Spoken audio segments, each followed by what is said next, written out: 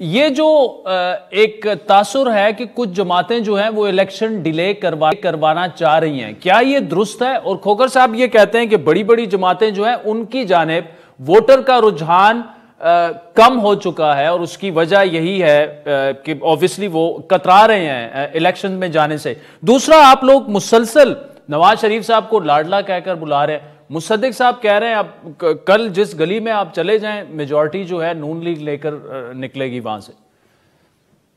बिस्मिल्लाहिर्रहमानिर्रहीम। देखें, बसद एहतराम मुसद्दिक साहब की एक बात तो मैंने सुनी कि पाकिस्तान की तारीख का सबसे बड़ा जलसा था, तो मैं इख्तलाफ करना चाहूंगा कि पाकिस्तान की तारीख का बड़ा जलसा तो शायद नहीं था।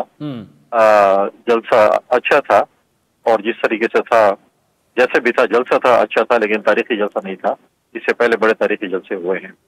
मुसद्दिक मलिक साहब ठीक कहते होंगे, जो जिन गली में जाते हैं उधर PMLN की जो है वो लोग तारीफें करते हैं, जो भी हैं। ये फैसला तो 8 फरवरी को होना है कि पाकिस्तान की आवाम ने किसको वोट करना है। हमारा सिर्फ 1 पॉइंट है, इस मुल्क में फ्री एंड फेयर इलेक्शन हो जाने।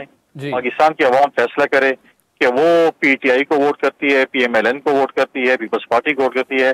पाकिस्तान की आवाम को फैसला करने दे। अब मैं अगर इनको कहूँ कि मुवाजना किया जाए, सर्वे करते हैं आप लोग और गलियों में जाते हैं, तो लेटेस्ट जो सर्वे हुई है वो ज़िमनी इलेक्शन था हमारे दौरे हुकूमत में। हम इकट्ठे हुकूमत में थे 16 महीने की, जिसमें 20 ज़िमनी इलेक्शन हुए, उसमें से 19 ही हार गए और 1 जीते। तो लेटेस्ट सर्वे तो ये है कि मतलब है कि हमें भी 2 सीटें इन्होंने दी, कौमी असम्बली की, हम दोनों जीते। तो लेटेस्ट सर्वे तो ये है कि जो है 20 में से 19 हारे। अगर इसका वो मुवाजना करें, मतलब है कि फिर आप ये कहते हैं कि अभी हम जब जाते हैं लोगों के पास, आवाम में जाएं, मंशूर लेके जाएं, हम भी जाएंगे। मुझे कुंडी साहब एक जवाब आपसे जरूर चाहिए, और ऑब्वियसली मुसद्दिक साहब आपको जवाब दे भी देंगे जो आपने एतराजात उठाए हैं। और जवाब ये चाहिए कि आप बार बार ये कह रहे हैं अवाम ने फैसला करना है, आपको क्यों लगता है कि 8 फरवरी को अवाम फैसला नहीं करेंगे और फैसला कहीं और हो चुका है? ये आप बार बार ये बात कर रहे हैं, किसी को लाडला बुलाना और ये देखे ना जी रेड कारपेट बिछ गई है और जो कुछ हो रहा है, तो जाहिर है आप लोग यही कह रहे हैं कि नवाज शरीफ को इक्तिदार में लाया जा रहा है। क्या उसकी वजह क्या है, किस बुनियाद पर आप ये बात कर रहे हैं? देखिए आदिल भाई, मैं आपको और मुस्तफा साहब की जो भी पार्टी नहीं है, अगर ये न्यूट्रलिटी का मुजाहरा करें और हमें इसको बताएं कि जिस तरीके से फॉरेन ऑफिस की तरफ से हाई कमिश्नर को भेजा गया एक प्राइम मिनिस्टर को सी ऑफ करने के लिए, मैं इस पे एतराज नहीं करता कि क्यों भेजा। मैं कहता हूं कि 5 और साबिक वज़ीर आज़म भी है, उनके साथ भी ये ट्रीटमेंट है कि नहीं है? क्या खाकान अब्बासी साहब के साथ, शुजात हुसैन साहब के साथ, गिलानी साहब के साथ, राजा अशरफ के साथ, इनके साथ भी ये ट्रीटमेंट है? शहबाज शरीफ साहब पे तो ठीक है।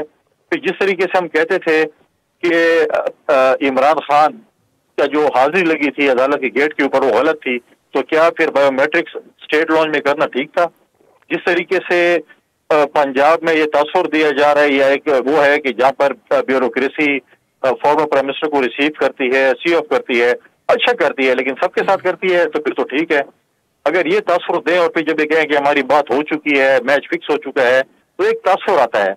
हम कहते हैं तासुर नहीं होना चाहिए। आप इदारों को सियासत में न धकेलें, अवाम के साथ हमें सियासत करनी चाहिए। तो हम ये चाहते हैं कि ये तासुर ना हो और चीजें ठीक हो और इलेक्शन में जाना चाहिए। ठीक है। जब तासुर आता है तो फिर हमें शक होता है कि दाल में कुछ काला है।